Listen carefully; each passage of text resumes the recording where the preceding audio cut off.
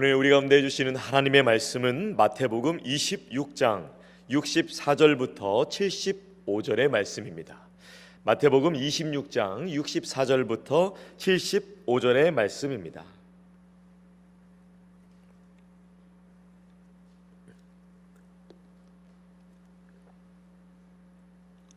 오늘 말씀 교독해서 읽으실 때에 제가 먼저 읽고 성도님들 교독하시고 그 다음 마지막 75절 함께 읽겠습니다. 제가 먼저 읽습니다.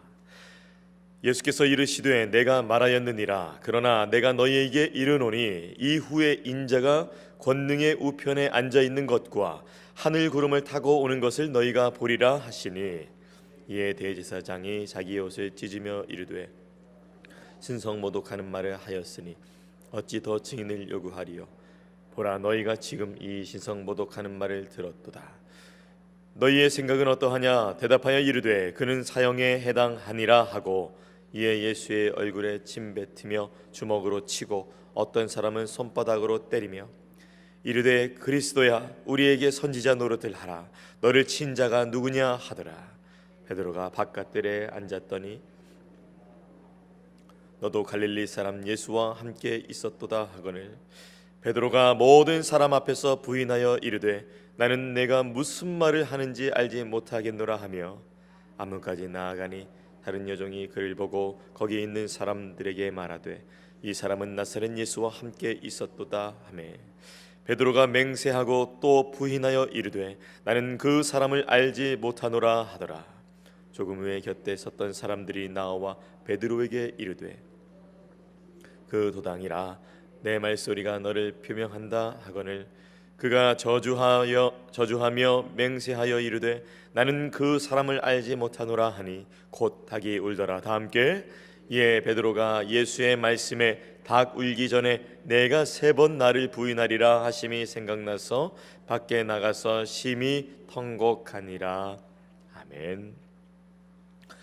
오늘 마태복음 26장 64절부터 75절 말씀을 중심으로 베드로가 내 모습 같습니다 라는 제목으로 함께 은혜 나누기를 원합니다.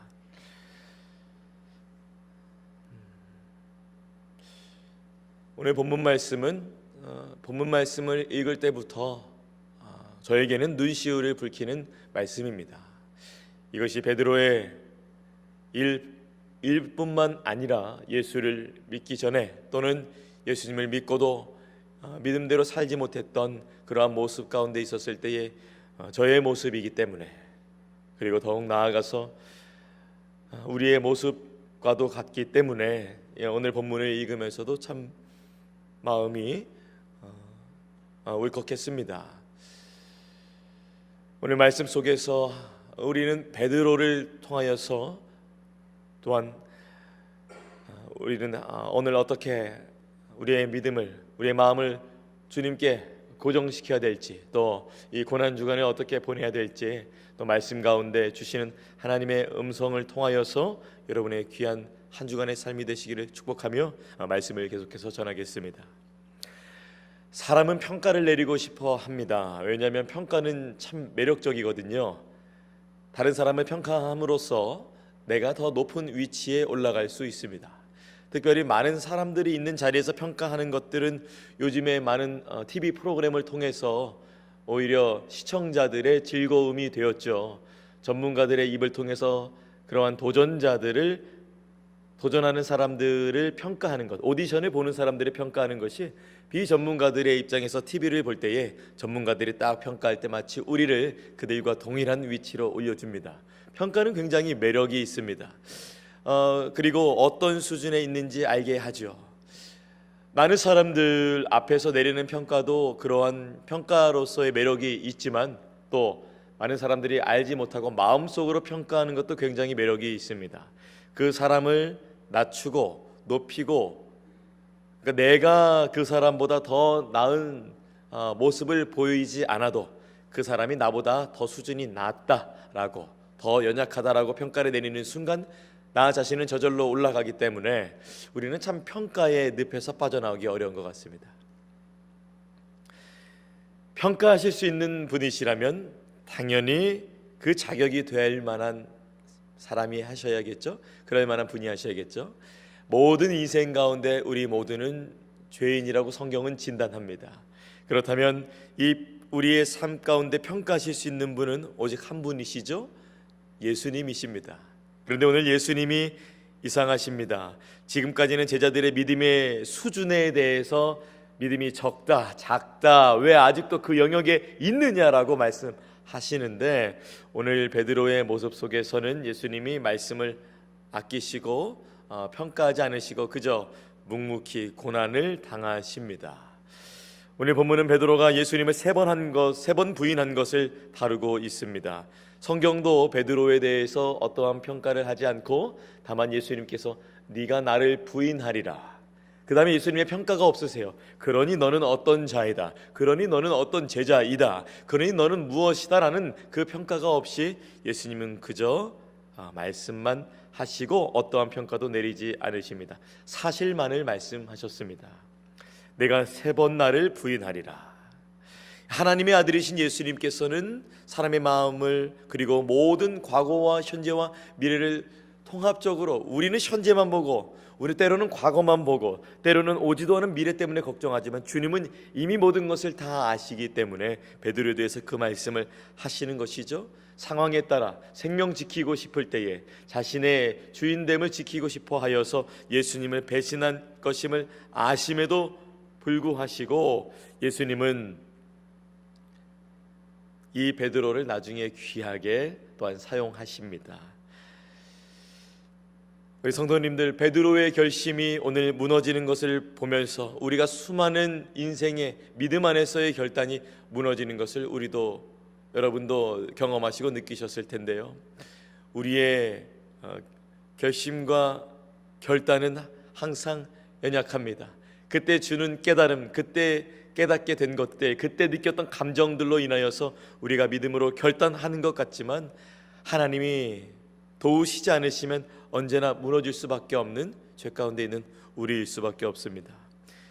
오늘 말씀을 통하여서 베드로의 고백, 결코 버리지 않겠습니다. 죽을지언정 부인하지 않겠습니다. 모든 제자들도 이와 같이 말했습니다. 사람의 행동을 보면 말이 완성이 되는데요, 왜냐하면 행동을 보면 그 말이 진실인지 아닌지 볼 수 있기 때문입니다. 제자들은 오늘 행동을 통하여서, 베드로는 자신의 행동을 통하여서 자신이 뱉은 말을 완성하지 못했습니다. 제자라고 불리기에는 너무나 미숙한 모습이었습니다. 그러나 예수님은 이미 알고 계셨습니다. 여러분, 알면서도 당하신 적 있으세요? 저는 지금까지 제 삶을 인도하신 하나님을, 예수님을 묵상할 때에 이렇게 많이 무너짐을 아시고도 이렇게 날 사랑하시나, 참 그 은혜가 참으로 깊습니다. 오늘 본문이 있기 전에 예수님은 잡히시기 전에 제자들과 함께 주의 만찬을 하십니다. 그리고 제자들과 함께 겟세마네 동산에서 기도하실 때에 잡히셨습니다. 놀란 제자들 다 도망갔습니다. 예수님의 십자가 사건은 오직 한 제자만 목격했고 아무도 목격하지 못했습니다. 오늘 그 십자가 사건이 바로 있기 전에 예수님이 고난받으실 때 그 제자들 중에 한 명이 몰래 예수님을 따라왔습니다. 바로 베드로입니다. 평소에 베드로의 모습을 보아 미루어 볼 때에 그는 오늘 참 연약한 모습을 보입니다. 예수님의 곁에 끝까지 있다고 고백했지만 오늘 용감함이 무색할 정도로 뒤를 몰래 따라갑니다. 베드로는 봅니다. 예수님이 고난당하십니다. 그 강하시던 분이 맞습니다. 침뱉음을 당하십니다. 모욕을 당하십니다. 왜 예수님은 고난을 당하실까? 저는 64절부터 69절 말씀을 통해 예수님이 고난당하시는 이유는 바로 우리의 죄 때문이라는 것을 묵상하게 되었습니다. 예수님께서 십자가로 가십니다. 우리처럼 삶의 어떠한 어려움, 집사님 그거 내 십자가예요, 목사님 그거 제 십자가지요, 성도님 그거는 성도님의 십자가입니다. 우리가 말하는 그 십자가의 무게를 넘어서서 실제 죽음으로 가고 계시는 예수님의 고난을 우리는 오늘 본문 말씀을 통해서 보고 있습니다. 하나님과 화목케 하시기 위해서 우리의 죄를 지시고 대속제물로, 화목제물로 하나님과의 화평케 하기 위하여서 그분이 우리의 죄를 지시고 이 하나님의 어린 양이 십자가로 나아가고 계십니다. 그러나 예수님은 흔들릴 수밖에 없는 고난이 오더라도, 고통이 오더라도 항상 이 땅에 오신 목적과 사명을 기억하고 계십니다. 오늘도 본문 말씀에 대제사장에게 이렇게 말씀하십니다. 64절입니다. 예수께서 이르시되 내가 말하였느니라. 그러나 내가 너희에게 이르노니 이후에 인자가 권능의 우편에 앉아있는 것과 하늘 구름을 타고 오는 것을 너희가 보리라 하시니. 언제나 오신 목적을 생각하시면서 십자가 지시기까지 자신의 뜻을 돌아보지 않으시고 이 땅에 보내신 아버지 하나님의 뜻이 이루어질 수 있도록 최선을 다하시는 예수님의 모습을 볼 수 있습니다. 하늘 보좌 버리시고 이 땅에 오신 예수님과 비교되는 이 대제사장의 모습은 자신의 자리를 지키려고 하는 추악함을 보여줍니다. 이미 영적인 눈이 어두워져 버린 대제사장은 자기의 뜻을, 자기의 옷을 찢으면서 가장 큰 분노를 드러냅니다. 예수님은 자신의 말씀, 또 자신의 율법, 자신의 말씀으로 세워주신 그 대제사장들, 그 이스라엘 백성들, 오히려 그들에게 고난을 당하십니다. 우리가 잊지 말아야 됩니다. 대제사장이 나쁜 것은 사실입니다. 그러나 더 근본적인, 더 근원적인 예수님이 고난받으시는 그 이유는 우리 때문입니다. 우리의 죄 때문입니다. 사람들이 사형감이라고 합니다. 얼굴에 침을 뱉습니다. 주먹으로 칩니다. 손바닥으로 때리고 조롱합니다. 그럴 대우를 받으시지 않아야 될 분이 우리의 죄를 위해서 이 모진 수모와 고난을 당하십니다. 단순히 십자가의 사건은 그 당하신 고난뿐만 아니라 하나님의 아들이신 온 우주의 창조자이신 그분께서 이러한 모욕적인 것을 당하는 것 또한 너무나도 고통스러운 일이실 텐데, 그분은 죄가 없으시지만 그분의 백성들을 구원하시고자 오늘 맞으시고 침뱉음 당하시고 고난을 당하십니다. 왜 우리 죄 때문에 이 고난을 당하실까? 제가 예수님을 만나기 전에는 이런 생각을 했습니다. 내가 부탁도 하지 않았는데 왜 그분은 날 위해 죽으셨다고 하시지? 도저히 이해할 수가 없었습니다. 그러나 예수님을 믿고 사망 권세가 우리 가운데 있고 죄의 값이 사망이라는 것, 그것을 이 유한한 인간은 어찌할 수 없다는 것, 그러나 그 죄의 문제를 예수님께서 해결해 주셨다는 것이 부탁도 드리지도 못하였는데 이미 이루어 주신 그 은혜가 얼마나 감사한지 모릅니다.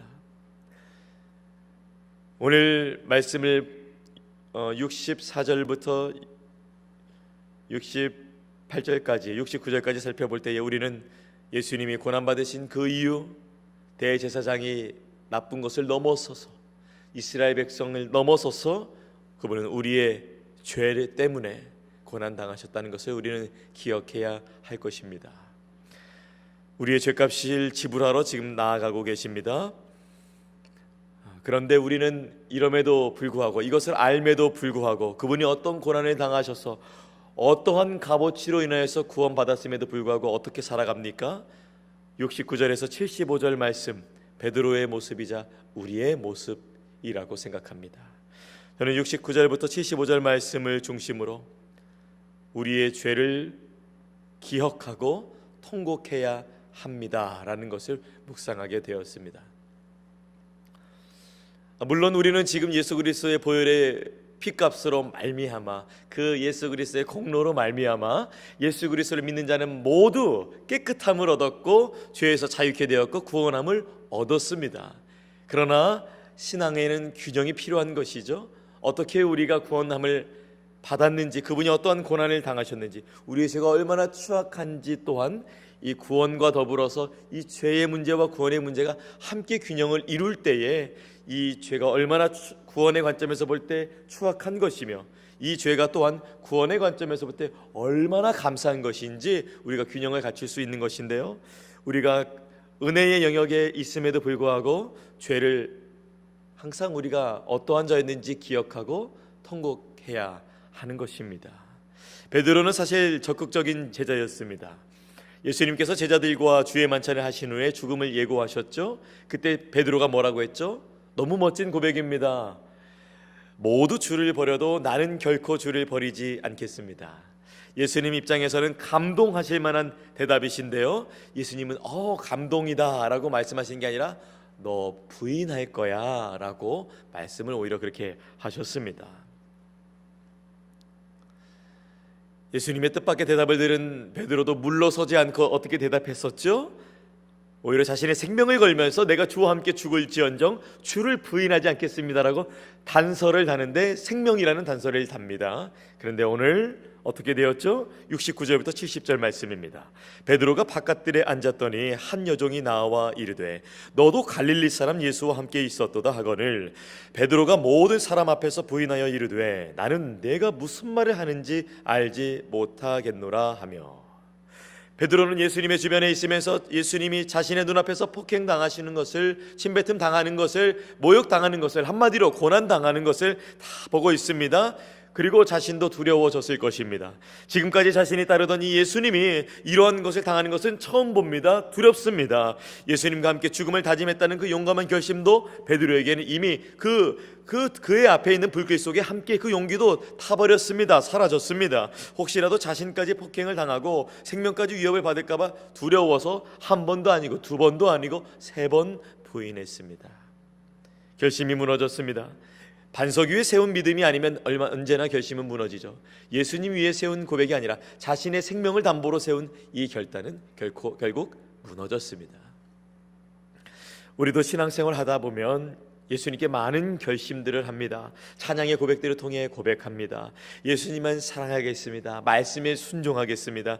나의 가족과 이웃을 사랑하겠습니다. 하나님의 교회를 충성되이 섬기겠습니다. 그러나 이 결심과 고백을 하는 순간에는 사실 우리가 거짓은 아닙니다. 진심입니다. 그런데 이 고백대로 살 수 있을 것 같은데 이 고백과 반대로 가게 되는 우리의 모습을 보게 됩니다. 내 기분 상하고 내 뜻과 다르고 내가 생각했던 것과 다르게 흘러갈 때 우리는 반대로 가게 됩니다. 베드로도 지금 반대로 가고 있습니다. 예수님께서 베드로가 예수님이 말씀하셨던 세 번 부인할 거야 라는 말씀이 생각나서 베드로에게는 많은 감정의 교차가 있었습니다. 그리고 통곡하여 우는 베드로의 모습을 볼 수 있습니다. 그런데 저는 기억나게 하심이 은혜라는 것 또한 알게 되었습니다. 베드로에게 기억나게 하셨습니다. 무엇을 거절했는지, 무엇을 배반했는지, 왜 주님을 따르지 못하였는지 베드로가 기억하고 그래서 통곡하게 되었습니다. 우리는 본격적으로 고난주간을 지나고 있습니다. 나의 죄, 우리의 죄로 인해 그럴 대우를 받으면 안 될 예수님의 고난이 나의 죄로 인한 것임, 우리의 죄로 인한 것임이 깊이 묵상되는 이 기간이 되시기를 바랍니다. 값진 구원에 걸맞는 값진 삶이 있어야 될 것인데 값진 구원에 비해 값싼 삶은 살진 않았는지 돌아보기 원합니다. 이 찬양이 있죠. 그의 피 우리를 눈보다 더 희게 하셨네. 눈이 얼마나 하얗습니까? 그 눈보다 더 희게 하신 주님의 사랑, 그 사랑과 더불어 우리가 어떠한 죄를 지었는지 또한 함께 묵상되기 바랍니다. 베드로는 훗날 이 순간을 회상하면서 베드로전서 2장 22절부터 25절에 이렇게 고백합니다. 그는 죄를 범하지 아니하시고 그 입에 거짓도 없으시되 욕을 당하시되 맞대어 욕하지 않으시고 고난을 당하시되 위협하지 않으시고 오직 공의로 심판하시는 이에게 부탁하시며 친히 나무에 달려 그 몸으로 우리 죄를 담당하셨으니 이는 우리로 죄에 대하여 죽고 의에 대하여 살게 하려 하심이라.